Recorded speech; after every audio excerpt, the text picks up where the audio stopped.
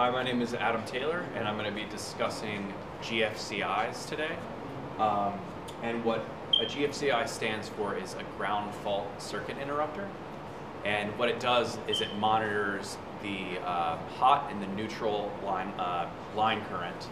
And when it detects any kind of imbalance, it trips and de-energizes the circuit. So right here we actually have our GFCI receptacle wired in. And on each side it has two neutrals indicated by white and two hots indicated with the black lines. So we have one hot and one neutral coming down from our main panel, which is the line in. It delivers the current from wherever it's coming from outside of the building.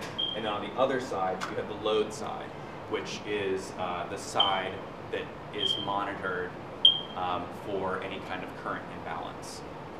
So a kind of scenario where you would have this imbalance is, say, in a bathroom where you've got water splashes up.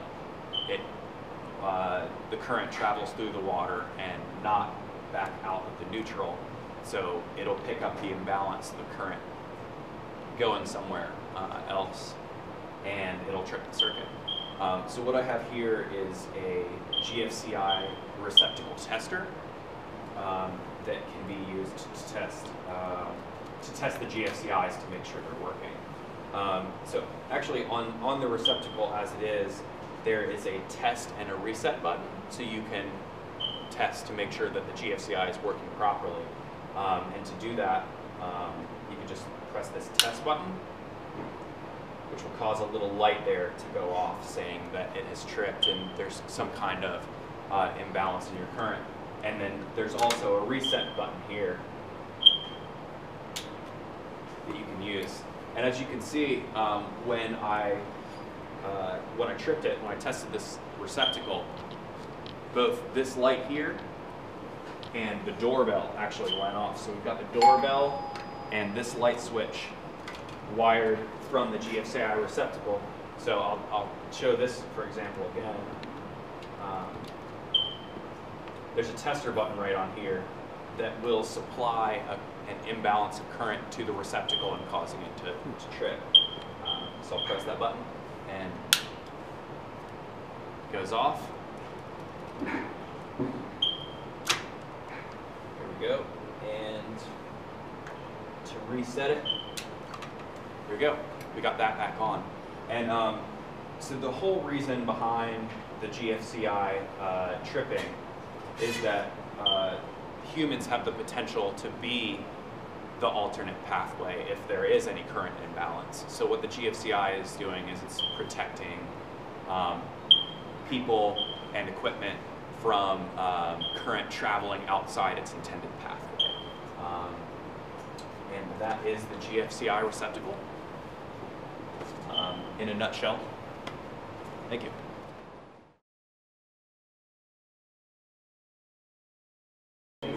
My name is Dan Barnhart. I'm going to be talking about three-way switches today. A three-way switch is a switch that's designed to be able to use more than one switch to control the same device.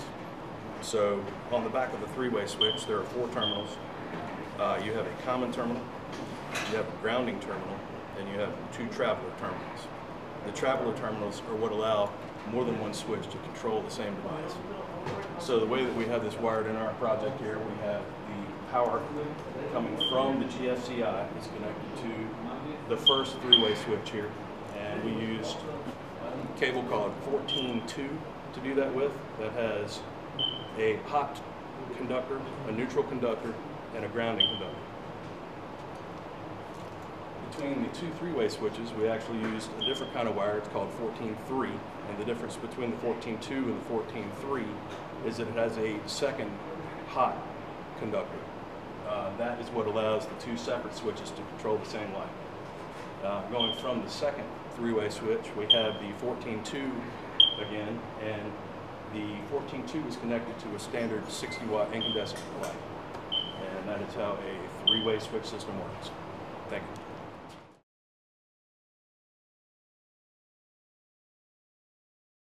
Hi, I'm Joshua Carter. Today we'll be talking about the three-way switch. Three-way switch, you can control a light or load from multiple locations. Generally they're found in the stairway or hallways. Demonstrate, control here, control from here. Three-way switch, you're going to use 14-3 Romex. You're going to have two travelers, which is your black and red wires. You're going to have your grounding and your neutral. And on the diagram here I have two light switches. Got the traveler going to each one, and the neutral runs all the way to the load.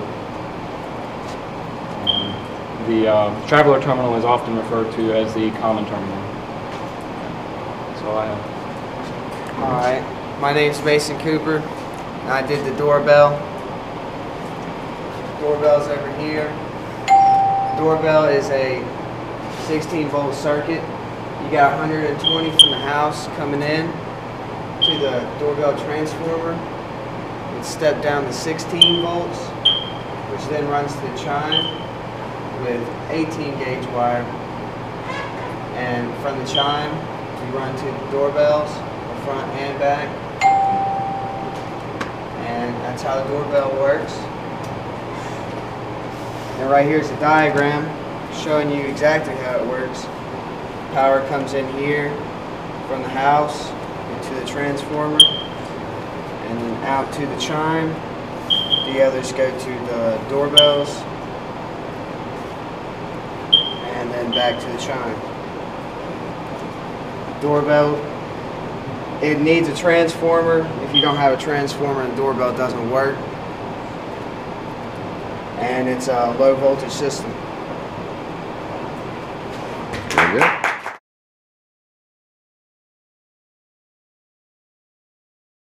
Alright, my name is Kel Medell. I'm going to talk about smoke detectors. Well, there's two kinds of smoke detectors, photoelectric and ionization.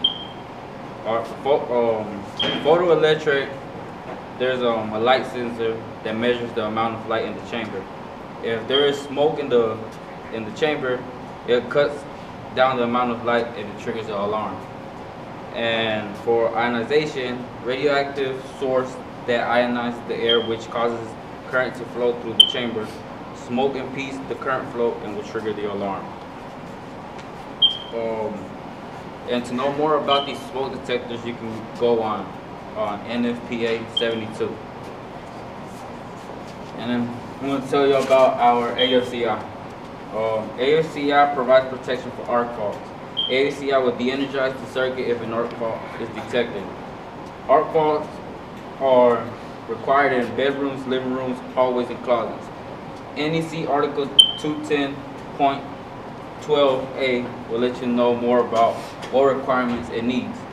All 120 volt single phase 15 and 20 amps in kitchens, living rooms, bedrooms, dining rooms shall be protected by AFCI.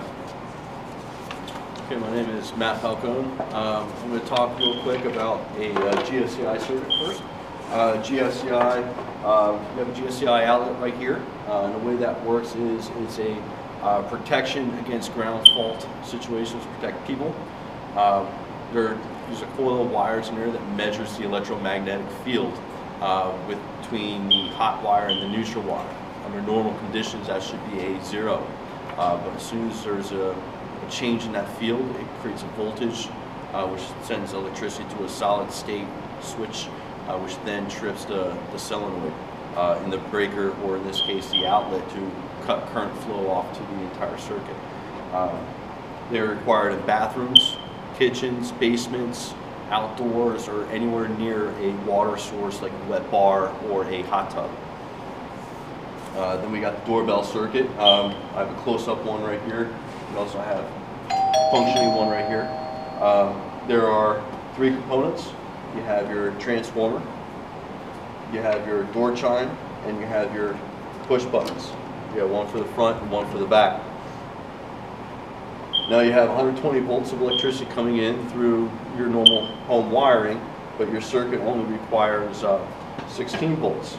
So the transformer steps it down through a series of coils of wires from 120 volts to 16 volts, and then energizes the rest of your circuit. You have two plungers here on your door chimes. When electricity flows through coil wires, it magnetizes the coil, which then draws your plungers, which then releases and then strikes the plate. And your push buttons, they work they open and close the circuit. When you push the when you push the button, it closes the electrical circuit, allowing current to flow to your door chime. When you release the button, there's a spring that then opens the circuit, opens the switch up for you, cutting off the flow of electricity.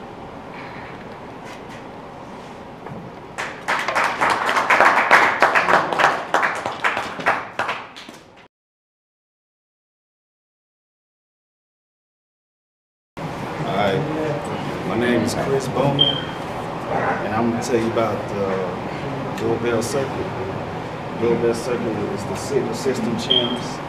Doorbells, they are, the doorbell circuit is about buzzers, doorbells, any kind of signals, stuff like that. And I've also want to talk about the ground, GFCI, stands for ground fault circuit interpolator, which is it right here. And it has My name is Brian Lilly, and I'm going to talk about some of the circuit breakers that we have in this project and that you would find in your home. First type I want to talk about is a AFCI, or arc fault circuit interrupter breaker. This breaker is required now in all 15 and 20 amp circuits that run electrical outlets or devices in your home in various locations. Pretty much the way it details it out in the NEC, this would be required on all circuits in all rooms, all areas. So this device is a protection device, really primarily for fire protection against arcing. Arcing is when two wires come together, a ground and a hot wire, or hot to hot, hot to neutral, hot to ground, any type of short circuit that would occur can cause a fire. It's an electrical heat source can cause a fire. So this is basically how it's wired up in the circuit. You have the load coming out to your device. You have a neutral to your device, and you have a sensing circuit that also connects back through the neutral. The neutral line actually goes through the breaker instead of normal location back to the neutral in the panel. Inside of that device, there's some electronic circuits that actually does the arc sensing. There's a couple of different kinds of arcs that it can sense against, but it really protects against all these arcs that can occur and cause fires and will trip out by protecting your circuit. The other type circuit breaker that we have here is just a standard, simple circuit breaker that only protects against current. So if a current overload occurs in our circuit, then it would trip out, meaning that two ways that can happen: either a short circuit where your hot wire is connected directly back to ground or neutral, and that would be a direct short circuit, and that circuit breaker would trip then because of the high current that would be drawn. And then the other way that you can overload a circuit is plugging too many things in that would draw a load. Again, if that heating in the wiring and in the circuit breaker, it would sense that and trip out. That's how your circuit breakers work. Thank you.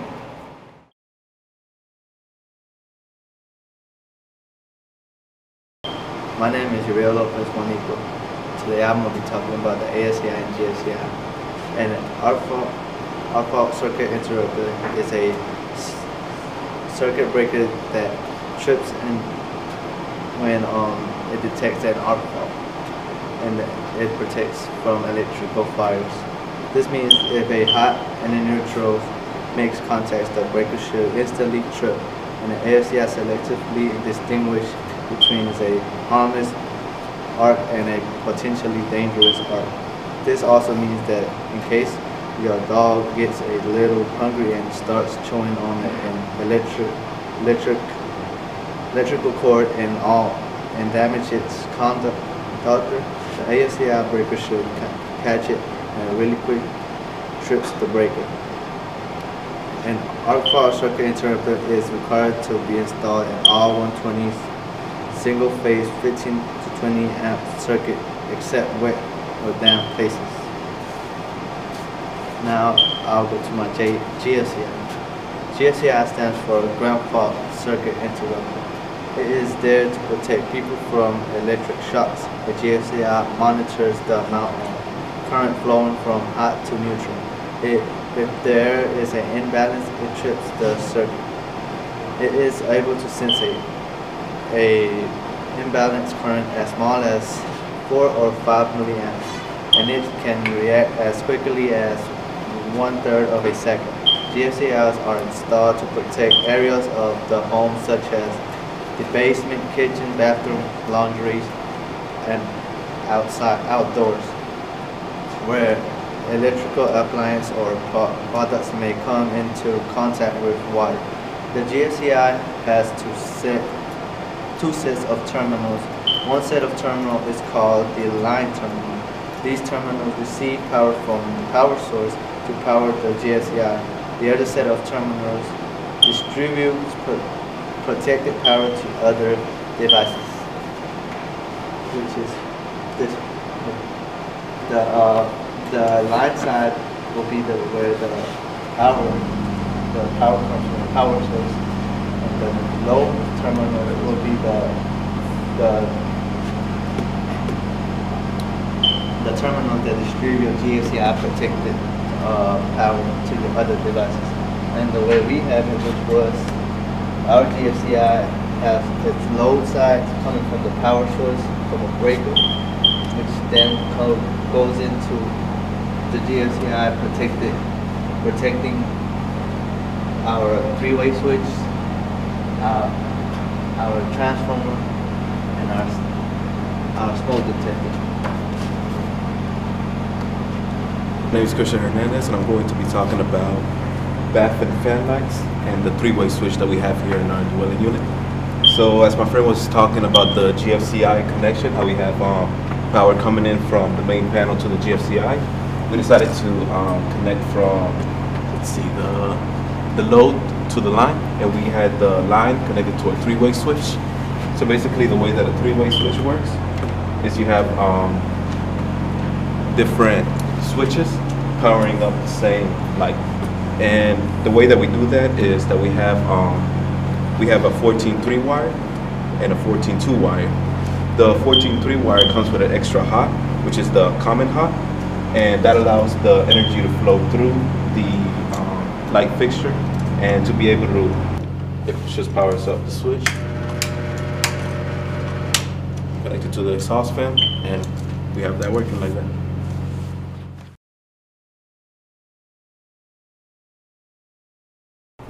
My name is Keith Pearl. I'm going to be talking about the GFCI, which is this receptacle right here. We have power coming into the GFCI, and then the GFCI powers the three-way switch, the doorbell, motion sensor, and smoke detector. The GFCI is a ground fault circuit interrupter, and it is a device intended for the protection of personnel that functions to de-energize a circuit or portion thereof within an established period of time. What that means is whenever there's continuity between the hot and neutral, which there shouldn't be, it detects that and trips either at the outlet or at the breaker. And GFCIs are required in basements, kitchens, outdoors, or anywhere within 6 feet of a plumbing receptacle. Next, I'm going to be talking about the three-way switch, which is right here. Powers that light right there from both sides. And a three-way switch works off of 2 hots and a neutral and a grounding conductor. The reason that it can work with 2 switches is because of the 2 hots called travelers. They work by the switches moving from one hot contact to the other, and that's why there's 2 paths for it.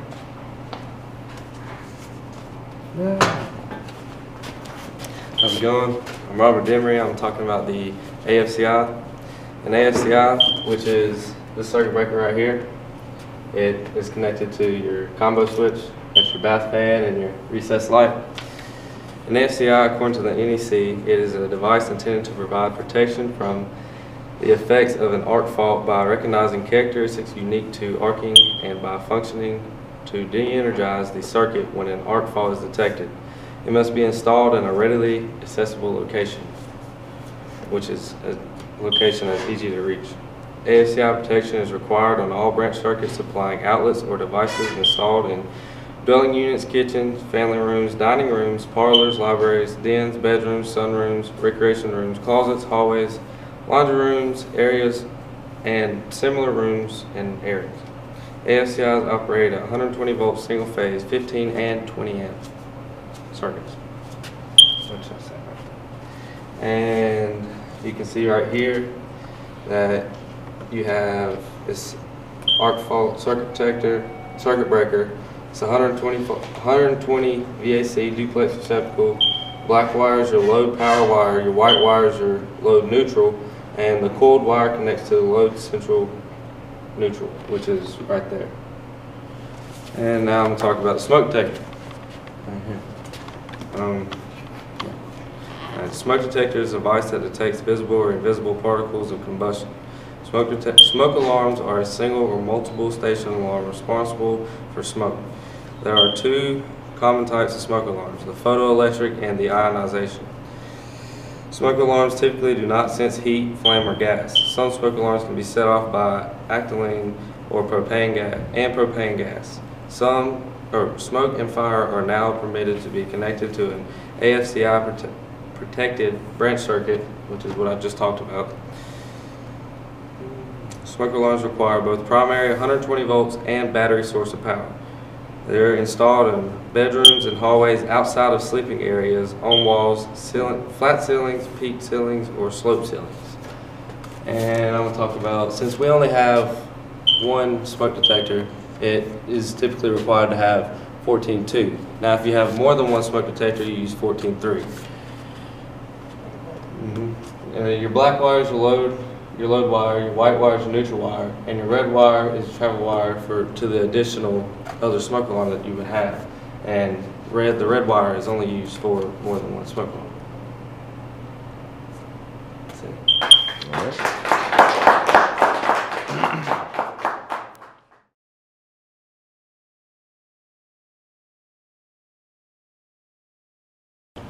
I'm Joe Nobles. I'm going to be talking about GFCI receptacles. GFCIs are used for circuit protection before you get to the breaker, and I have one opened here. They work by detecting imbalances in magnetic fields, and when one is detected, it powers the solenoid here, which will pull back this metal plunger, and that will open the circuit. Once you press the reset button, the metal spring will return it to the closed position so you can use it again. The way it's connected to a circuit, there are two sets of terminals. The line terminals connect back to the main panel, and the load terminals go to the rest of the circuit, and it will protect everything downstream from it. And we have one installed here, and so it comes from the panel into the line terminals and then goes to control these two lights, the motion sensor and the three-way switch, and you can test it.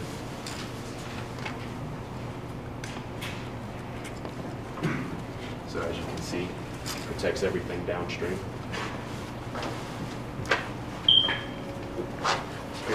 My name is Daniel Watson. I'm going to be talking about the three-way circuit.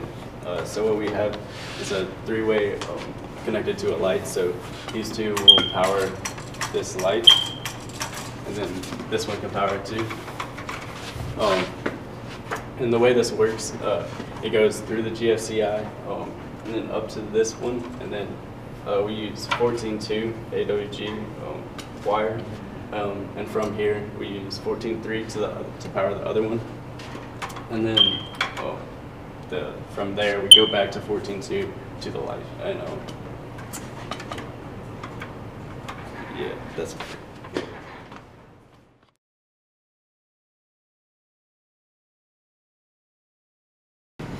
Hi, my name is Eric Eldridge. And I'm Ryan Bickler.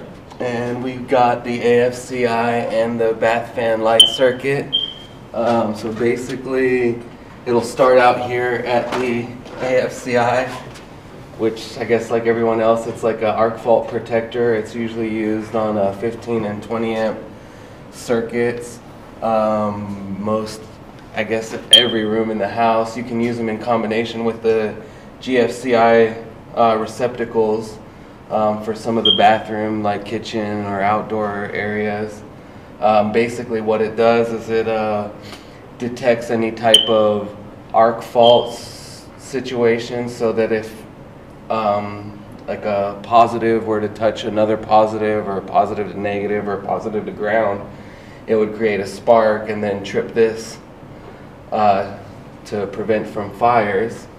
And then it's going to be basically coming through here to our combination switch, which is basically 2 single pole switches for each of our bath and fan light. And then Brian's going to explain the rest. The connection is using a 14-2 cable. It has 3 wires. Our hot comes off and splits using a wire cap to feed into the combination switch, since each requires its own hot. And then from that, those 2 hots head up to the 14-3 cable. The neutral skips also and goes up with that 14-3, and the ground feeds both up and into the ground on the switch. The 14-3 cable will have 2 hots in it, and that allows each of the switches to separately control both the fan or the light. So we have one of the hots going to the fan, one of the hots going to the light. The entire device is grounded, and then the one neutral that was coming up feeds into both of the devices. And that allows both of those switches to control each of those devices separately. All right.